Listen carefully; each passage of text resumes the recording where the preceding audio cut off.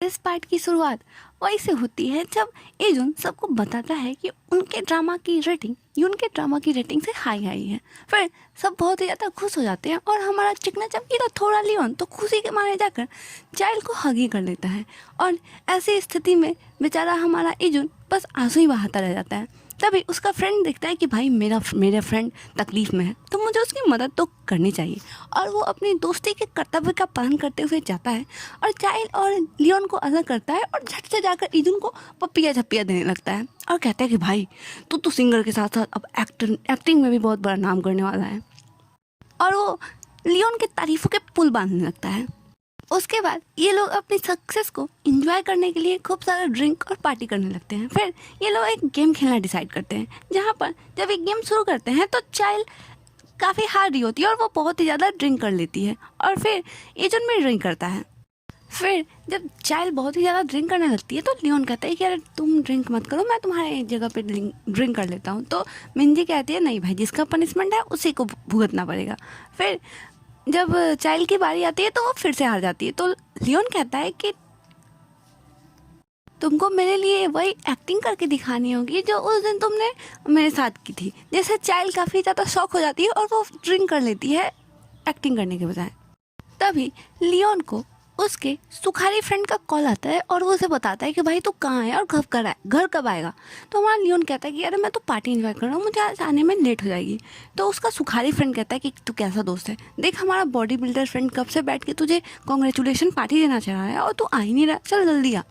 तभी हमारा लियोन देखता है कि उसका बॉडी बिल्डर फ्रेंड मस्त लड़कियों की तरह रिबन लगाए और तैयार व्यार होकर उसे पार्टी देने के लिए बैठा होता है। फिर चाइल्ड और मिंजी लियोन से कहती हैं कि भाई देखो तुम्हारा दोस्त कैसे तुम्हारा इंतजार कर रहा है, तुम्हें जाना चाहिए और तुम चले जाओ। तो फिर हमारा लियोन सबसे अलविदा लेकर वहाँ से चला जाता है। फिर लियोन के घर जाने के बाद ये लोग फिर से गेम खेलने लगते हैं, जहाँ पर हमारा बैंगन के बालों वाला कहता है कि अगर एजुन इस बार हारा तो उसे बहुत सारी ड्रिंक करनी पड़ेगी। फिर चाइल्ड उससे पूछते कि क्या सच में अगर वो हारेगा तो उसे पूरी ड्रिंक ख़त्म करनी पड़ेगी। तो वो बैंगन के बालों वाला कहता है कि हाँ उसे ऐसा तो करना ही पड़ेगा। फिर चाइल्ड सोचती है कि क्या हो अगर एजुन ड्रंक हो जाए और वो यहाँ सबके सामने मुझसे कहने लगे कि चाइल्ड मुझे तुम्हारा ब्लड पीना है। फिर चाइल्ड बहुत ही ज़्यादा डर जाती है। तभी चाइल्ड देखती है कि इजुन तो हार चुका है। फिर चाइल्ड डर के मारे जाती है और सारा ड्रिंक खुद ही कर लेती है, जिससे सभी शॉक हो जाते हैं।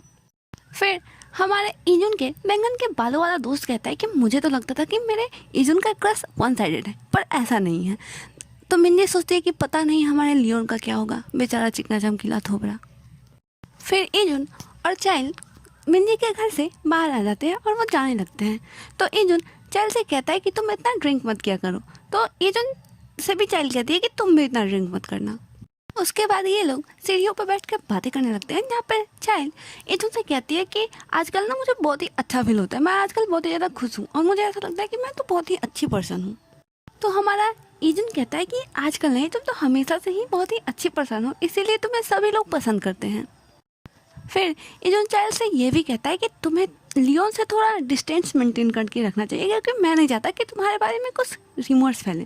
तो चाइल्ड कहती है कि तुमने अभी अभी मुझसे कहा कि जो लोग भी मुझे जानते हैं अच्छे से वो सभी मुझे पसंद करते हैं, तो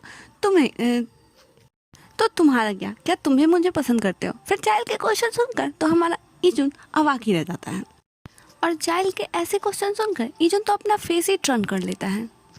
फिर चाइल्ड उसके टी शर्ट को पकड़कर उसे अपनी तरफ खींचती है, उसके टोपी को हटाती है, उसे अपने एकदम पास लेकर आती है और फिर वो उसे किस कर लेती है। तभी हमें कुछ पहले के यानी कि इजुन के और चाइल्ड के बचपन के सीन दिखाए जाते हैं, जहाँ पे इजुन एक लड़की के साथ आ रहा होता है और वो लड़की उससे बहुत ही प्यार से बातें कर रही होती है और चाइल्ड पीछे छुपकर उन दोनों की बातें सुन रही होती है। तभी इजुन चाइल्ड को देख लेता है तो चाइल्ड बाहर आ जाती है। तो वो लड़की इजुन से पूछती है कि क्या तुम इसे जानते हो। तो इजुन कहता है कि हाँ ये मेरी छोटी बहन है। तो वो लड़की चाइल्ड से कहती है कि तुम तो बहुत ही ज़्यादा क्यूट हो, हाय। फिर चाइल्ड गुस्से में वहाँ से जाने लगती है। तो इजुन उसका पीछे पीछे आता है और पूछता है कि अरे क्या हो गया, तुम इतनी गुस्से में क्यों हो। तो चाइल्ड पीछे मुड़ती है, उसके सर को पकड़ के कहती है कि मैं तुम्हारी कोई बहन नहीं हूँ। और फिर वो जाकर छोटे से इजुन को किस कर लेती है और कहती है कि देख लो आज से मैं तुम्हारी बहन नहीं हुई, समझा, मैं तो तुम्हारी गर्लफ्रेंड हूँ, गर्लफ्रेंड। और हमारा इजुन तो अवाक रह जाता है उस वक्त भी और अभी भी। उसके बाद सीन सीधा सुबह पे शिफ्ट होता है, जहाँ चाइल्ड जब सो के उठती है तो उसे ये सब सारी बातें याद आ रही होती है, तो वो सोचती है कि हाँ ये तो पक्का ड्रीम है। तभी मिंजी वहाँ पे आ जाती है। फिर जब मिंजी वहाँ पे आती है तो देखती है कि चाइल्ड ने तो मस्त घर की साफ सफाई कर रखी है और वो वहाँ पे खाना बना रही होती है। तो वो उसके पास जाती है और उसे कहती है कि अरे तुम्हें ये सब करने की ज़रूरत नहीं है। फिर भी चाइल्ड कहती है कि नहीं, मैं तो अपनी मर्ज़ी से कर रही हूँ। फिर मिंजी उससे पूछती है कि तुम्हें कल रात का कुछ भी याद है या नहीं। फिर हमें कल रात के सीन दिखाए जाते हैं जहाँ पर इजुन और चाइल्ड के जाने के बाद मिंजी और बैंगन के बालों वाला बैठ के आराम से अपनी बातें, खाना और ड्रिंक एंजॉय कर रहे होते हैं। तभी उनके डोरबेल बजती है और देखते हैं कि चाइल्ड तो इजुन के कंधे पे सवार होकर बैताल की तरफ पहुंच गई होती है। तभी इजुन के बैंगन के बालों वाला दोस्त पूछता है कि भाई तुम दोनों क्या विक्रम बैताल का खेल खेल रहे हो आप एक दोनों के साथ? ये क्या हालत बना रखी है तुम लोगों ने खुद की? तो इजुन अपना दुखड़ा सुनाते हुए कहता है कि मैं तुझे क्या ही बताऊं, रास्ते में ये इतनी ज़्यादा ड्रंक हो गई थी कि मैं इसे इसके घर लेकर ही नहीं जा पाया, इसलिए हम लोग वापस आ गए। उसके बाद चाइल्ड जाकर मिंजी के गले पड़ जाती है उसे, और फिर उसकी नज़र ड्रिंक्स पे पड़ती है तो वो जाकर को और भी ज़्यादा पीने लग जाती है। जहाँ पर इजुन चाइल्ड को बड़े ही प्यार से रोकता है और कहता है कि तुमने पहले ही बहुत ज़्यादा पी लिया तो तुम अब मत पियो। तो चाइल्ड तो इजुन का गाल्स पकड़ कर उसे कहने लगती है कि प्रिंसेस, स्नो वाइट प्रिंसेस। और इधर मिंजी और इजुन का फ्रेंड तो बस इन दोनों की हरकतें देख रहे होते हैं। फिर चाय जाती है और इजुन को वैम्पायर की तरफ बाइट करने लगती है।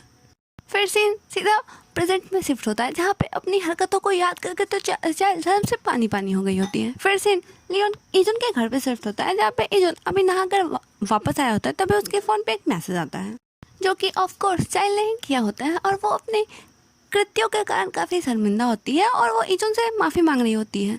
फिर इजुन सोचता है कि लगता है कि उसे कोई भी बात याद नहीं है। फिर उसे फ्लैशबैक वहीं के आते हैं जहाँ पे सीढ़ियों पे बैठ के ये दोनों एक दूसरे को किस कर रहे होते हैं। यहाँ पे हमें दिखाया जाता है कि जैसे ही चाइल्ड इजुन को किस करके हटती है तो हमारे इजुन के हार्मोन्स और भी ज़्यादा उबाल मारने लगते हैं और वो चाइल्ड को फिर अपनी तरफ खींच के और भी जोर से किस करने लगता है। फिर जैसे ही उसे याद आता है कि अरे ये मैं क्या कर रहा हूँ, फिर वो चाइल्ड को दूर धकेलता है तो चाइल्ड अपने लिप्स को टच करने लगती है। तो वो फटाक से चाइल्ड के मुंह पे मास्क पहनाते हैं और कहते हैं कि लो अपने मास्क पहनो। फिर पता नहीं चाइल्ड को क्या होता है और वो वहाँ से उठ के चलने लगती है कि चलो चलते हैं। और ये रोमांटिक सीन एक ही मिनट में पूरा बर्बाद हो जाता है। फिर हमें एक सीन दिखाया जाता है जहाँ पे चाइल्ड बैताल की तरह इजुन के कंधे पे सवार होती है। तो इजुन पूछता है कि क्या तुम्हें अच्छा लग रहा है? तो चाइल्ड कहती है कि हाँ ये तो मुझे बहुत ही अच्छा लग रहा है, आज से पहले मुझे कभी किसी ने पिगी बैग राइड नहीं दी है। इजुन चाइल्ड से कहता है कि अब से तुम कहीं भी इतना ज़्यादा ड्रिंक मत करना, ठीक है? तो चाइल्ड कहती है ओके, मैं ऐसा फिर नहीं करूँगी। उसके बाद इन दोनों को बड़े प्यार से जाते हुए दिखाया जाता है। फिर सीन सीधा फिल्मिंग साइट पे शिफ्ट होता है जहाँ पर जब चाइल्ड और इजुन एक दूसरे से मिलते हैं तो ये लोग आपस में अजीब तरह से बातें कर रहे होते हैं। और इजुन सोचता है कि इसे लगता है कुछ भी याद नहीं है और चाइल्ड सोचती है कि लगता है इसे कुछ भी याद नहीं है। उसके बाद ये दोनों शर्मा घर वहाँ से चले जाते हैं। फिर फिल्मिंग शुरू होती है जहाँ पे चाइल्ड और इजुन आपस में शूट कर रहे होते हैं, जहाँ पे सारे लोग चाइल्ड की एक्टिंग की काफ़ी तारीफ कर रहे होते हैं और ये बात उस चंडाल चौकड़ी दायोंग से हजम नहीं हो रही होती है।